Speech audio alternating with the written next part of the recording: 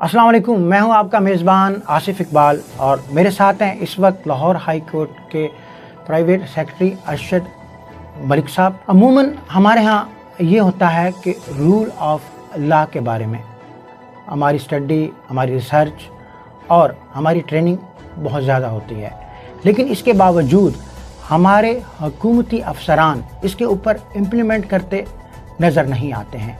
वो क्या फेलियर है और हमारी पब्लिक का बिहेवियर उनके साथ कैसा होना चाहिए, ये जानने के लिए मैं मुखातिब होना चाहूँगा अरशद मलिक साहब से। अस्सलाम वालेकुम सर। ये जो हमारे हुकूमती अफसरान हैं, जब वो वर्दी पहन लेते हैं और वो अपना रुतबा बहुत ज़्यादा उनका बुलंद बाला होता है और इसके साथ ही हमारे जो पब्लिक है उनके पास पैसा और लग्जरी गाड़ियाँ और उनका स्टैंडर्ड हाई फाई होने के साथ उनका भी जो माइंड सेट है वो बहुत हाई लेवल पे चला जाता है, तो यहाँ पे रूल ऑफ लॉ इसके ऊपर इम्प्लीमेंट कहीं नज़र नहीं आता।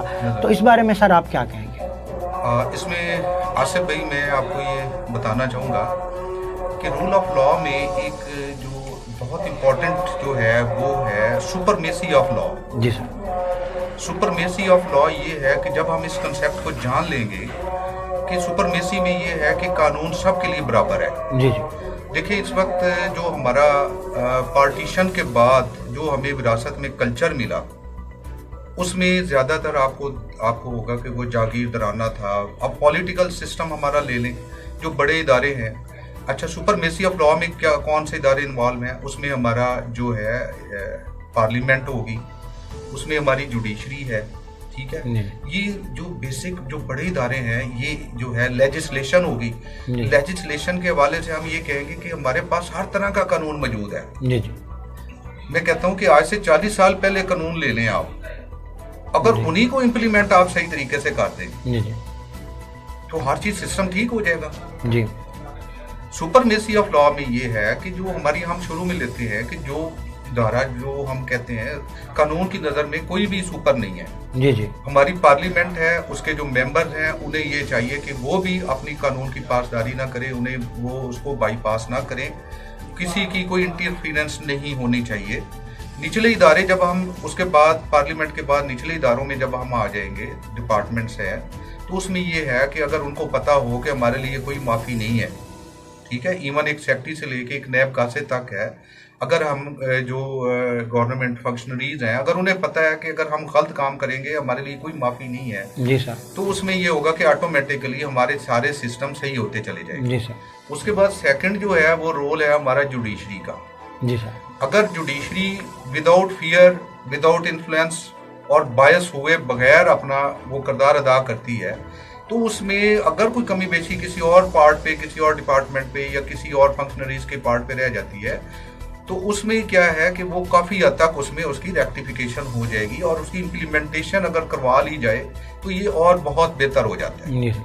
देखो, पब्लिक को आपने एक एटमॉस्फेयर देना है। जी जी। अगर ऊपर से इदारे हमारे ठीक हैं, हमारी पार्लियामेंट से अगर उस हवाले से, फिर हमारे जो तमाम इदारे अदलिया और वो सारे हैं, और पब्लिक को ये पता लग जाए कि अगर आप गलत काम करेंगे आपकी पकड़ होगी, आपको पिनलाइज होगा और आप जो है उस हवाले से जो है रिस्पॉन्सिबल हैं आप। और उसके साथ साथ जो सर्वेंट्स हैं, गवर्नमेंट सर्वेंट्स हैं, चाहे वो किसी भी डिपार्टमेंट से हैं, चाहे वो जो है पुलिस डिपार्टमेंट से हैं, किसी एजेंसी से हैं, किसी लॉ एंड ऑर्डर की किसी से भी है, उन्हें भी पता है कि अगर हम किसी को गलत एक्ट करते हैं, किसी को गलत प्रोसिक्यूट करते हैं, कोई गलत पर्चा दराज करते हैं, इन्वेस्टिगेशन गलत करते हैं, कि वी आर रिस्पॉन्सिबल। और उन्हें भी पता है, तो ऑटोमेटिकली वो कभी गलती नहीं करेंगे। जब आपके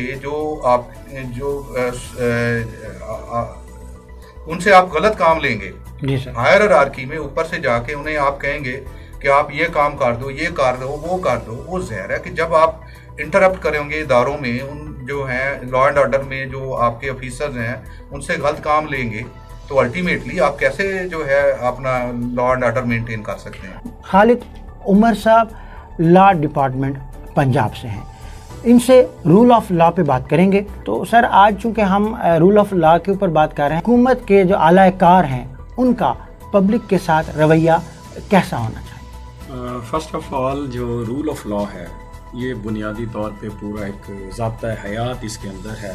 रूल ऑफ लॉ ये एक फॉरेन टर्म है और जिसको हमारे कॉन्स्टिट्यूशन ऑफ पाकिस्तान में आर्टिकल 4 है, आर्टिकल 5 है and article 25 of constitution of Pakistan जो इसको डील करते हैं, जिसके मुताबिक यानी कि इक्वलिटी बिफोर लॉ, यानी everyone is equal before law, nobody is above the law, there is supremacy of law, everyone is accountable before law irrespective of the question कि क्या वो एक ब्यूरोक्रेट है, वो कोई एक जज साहब है, वो कोई लॉयर है, कोई आम पब्लिक है, everyone is the subject of the constitution of Pakistan.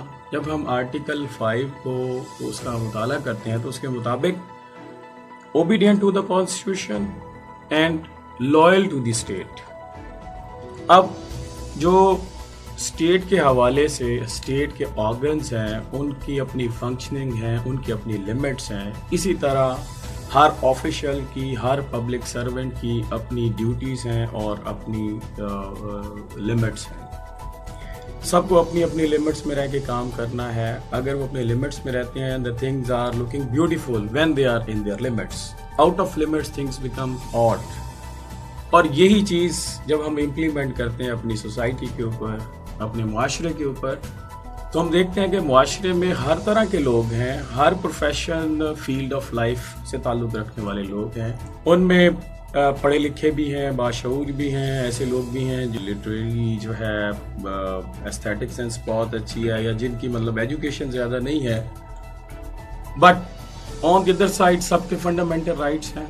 हमें एक दूसरे के राइट्स का ख्याल करना है, एक दूसरे के लिमिट्स का ख्याल करना है। अगर हमारा जो कवानीन है उनके ऊपर अमल दरामद हो, कोई भी law whether that is bad or good, but that is law, that is followable।